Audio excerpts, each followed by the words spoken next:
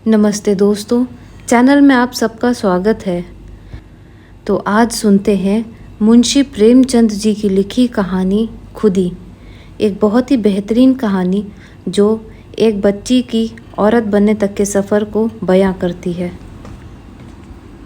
मुन्नी जिस वक्त दिलदार नगर में आई उसकी उम्र 5 साल से ज़्यादा न थी।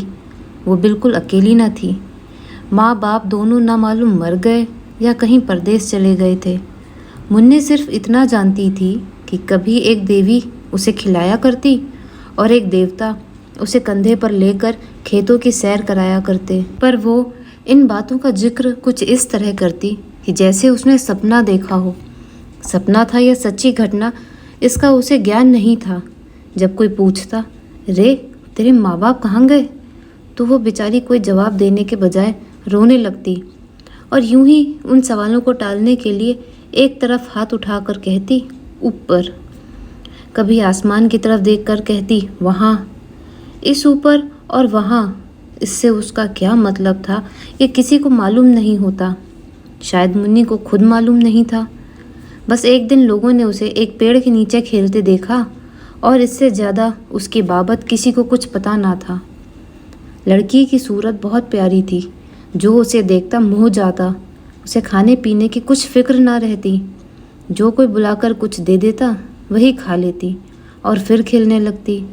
शक्ल सूरत से वो किसी अच्छे घर की लड़की मालूम होती। गरीब से गरीब घर में भी उसके खाने को 2 कौर और सोने को एक टाट के टुकड़े की कमी न थी। वो तो सबकी थी पर उसका कोई न था। इस तरह कुछ दिन बीत गए। मुन्नी अब कुछ काम करने के काबिल हो गई। कोई कहता, जरा जाकर तालाब से ये कपड़े तो धो ला। मुन्नी बिना कुछ कहे सुने कपड़े लेकर चली जाती। लेकिन रास्ते में कोई बुलाकर कहता, बेटी कुएं से 2 घड़े पानी तो खींच ला। तो वो कपड़े वहीं रखकर घड़े लेकर कुएं की तरफ चल देती। जरा खेत से जाकर थोड़ा साग तो ले आ। और मुन्नी घड़े वहीं रखकर साग लेने चली जाती। पानी के इंतज़ार में बैठी हुई औरत उसकी राह देखते देखते थक जाती। कुएं पर जाकर देखती है तो घड़े रखे हुए हैं। वो मुन्नी को गालियां देती हुई कहती, आज से इस कलमुही को कुछ खाने को नहीं दूंगी। कपड़े के इंतज़ार में बैठी हुई औरत उसकी राह देखते देखते थक जाती है और गुस्से में तालाब की तरफ जाती तो कपड़े वहीं पड़े हुए मिलते। तब वो भी उसे गालियां देकर कहती, आज से उसको कुछ खाने को नहीं दूंगी। इस तरह मुन्नी को कभी कभी कुछ खाने को मिलता और कभी नहीं मिलता।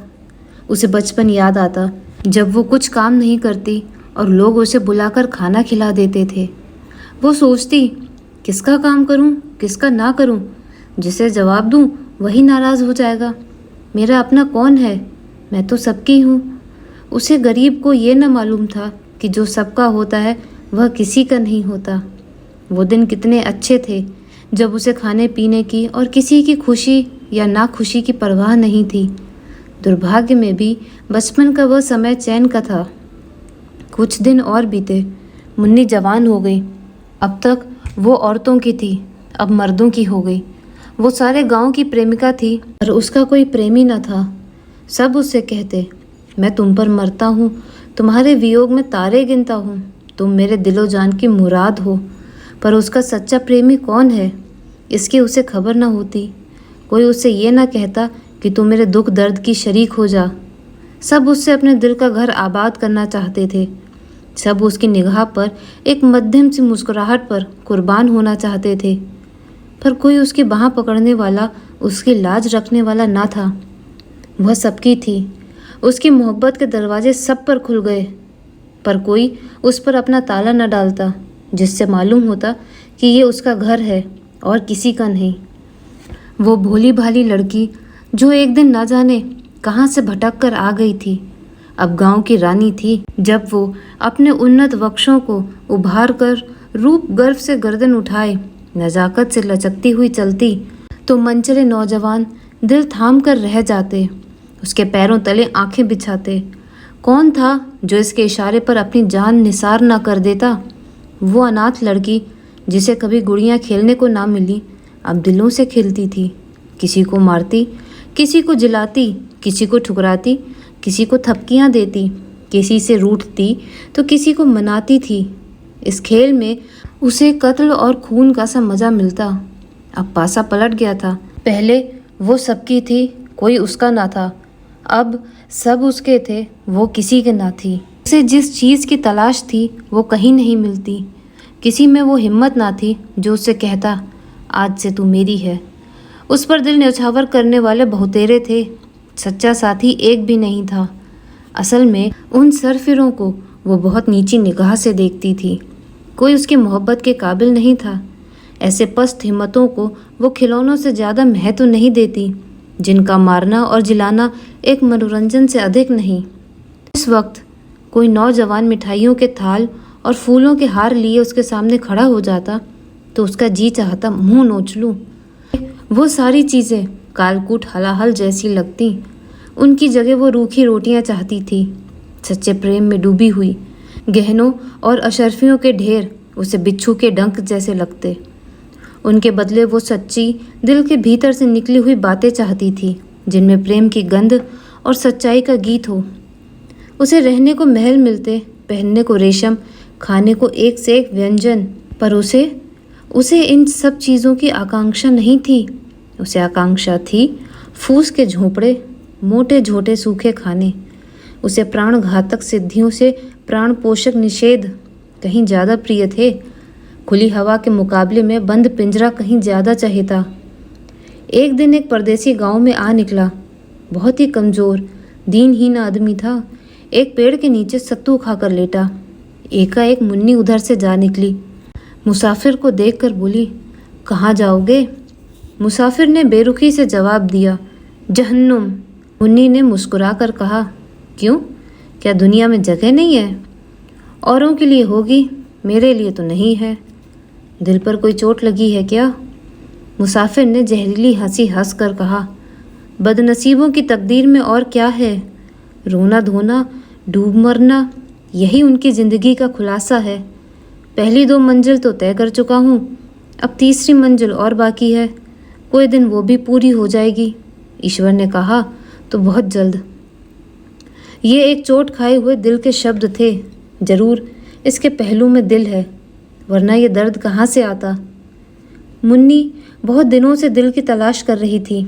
बोली, कहीं और वफा की तलाश क्यों नहीं करते? मुसाफिर ने निराशा के भाव से उत्तर दिया, तेरी तकदीर में नहीं, वरना मेरा क्या बना बनाया घोंसला उजड़ जाता। दौलत मेरे पास नहीं, रूप रंग मेरे पास नहीं, फिर वफा की देवी मुझ पर क्यों मेहरबान होने लगी?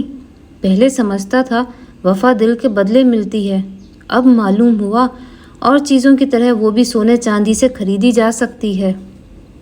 मुन्नी को मालूम हुआ मेरी नज़रों ने धोखा खाया था। मुसाफिर बहुत काला नहीं, सिर्फ सांवला है। उसके नाक नक्श भी उससे आकर्षक जान पड़े।